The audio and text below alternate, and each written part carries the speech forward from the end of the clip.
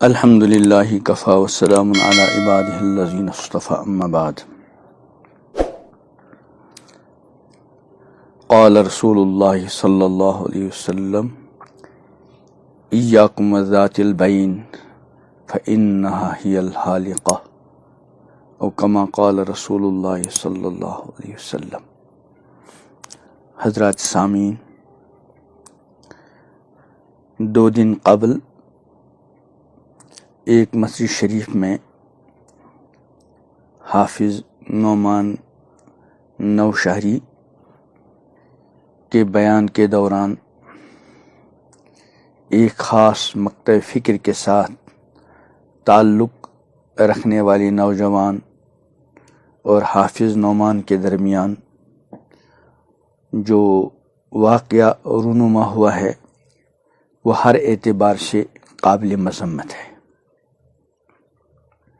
اس واقعے میں اس نوجوان کی طرف سے اکابر کی شان میں گستاخی بھی قابل مذمت ہے، اور اس کے رد عمل میں حافظ نعمان نوشہری کا اس جوان کے چہرے پہ چپت مارنا اور بھی زیادہ قابل مذمت ہے۔ ایک تو اس وجہ سے کہ اس کی طرف سے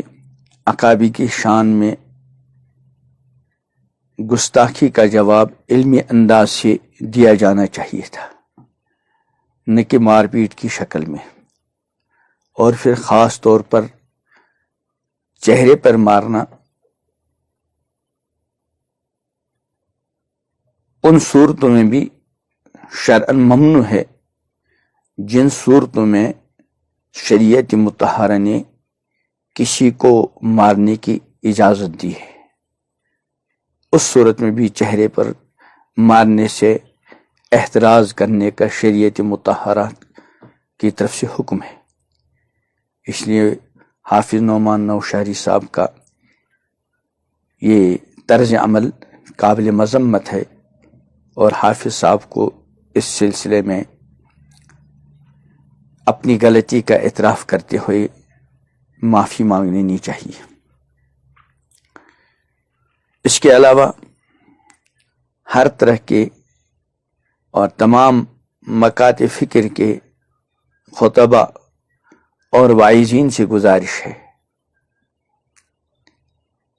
کہ شریعت مطہرہ کا جو مزاج ہے، اور الحمدللہ ثم الحمدللہ کشمیر کے عوام و خواص کا بھی وہی مزاج ہے کہ کسی بھی مکتب فکر سے تعلق رکھنے والے علماء اور مشائخ کی شان میں گستاخی کرنا یہاں کے عوام اور خواص کے مزاج کے ساتھ بالکل مطابقت نہیں رکھتا۔ شریعت کا بھی وہی مزاج ہے، اور الحمدللہ ثم الحمدللہ یہاں کے عوام اور خواص کا بھی یہی مزاج ہے۔ چنانچہ یہ بات بار بار مشاہدے اور دیکھنے میں آ جاتی ہے، اگر کسی خاص مکتب فکر سے تعلق رکھنے والے کسی خطیب اور کسی واعظ کی طرف سے دوسرے مکاتب فکر کے علماء کے حق میں گستاخانہ الفاظ، سب و شتم کا جو رویہ کبھی اختیار کیا جاتا ہے، تو اس مکتب فکر کے ساتھ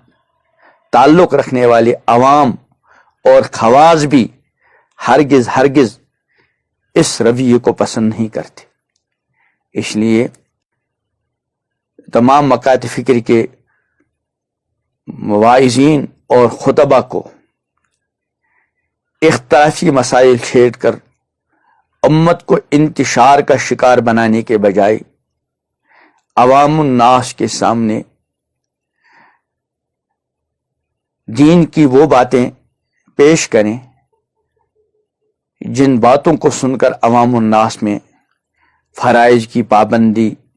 واجبات کی پابندی، محرمات اور مکروہات سے اجتناب اور پرہیز کا جذبہ پیدا ہو، اور عوام الناس میں دینی فکر اور اللہ تعالیٰ کی بارگاہ میں اپنی زندگی، اپنی جوانی، اپنی کمائیوں، اپنے خرچوں اور اپنی صلاحیتوں کی جواب دہی کا استحضار پیدا ہو، اور ساتھ ساتھ پوری امت مسلمہ اور ساری انسانیت کے لیے امن اور سلامتی کی دعاؤں کا اہتمام رکھنا چاہیے۔ اللہ تعالیٰ امت کے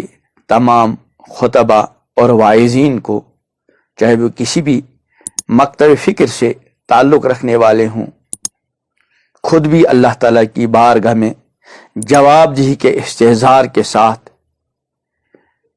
عوام الناس کے سامنے دین کی باتیں مثبت انداز سے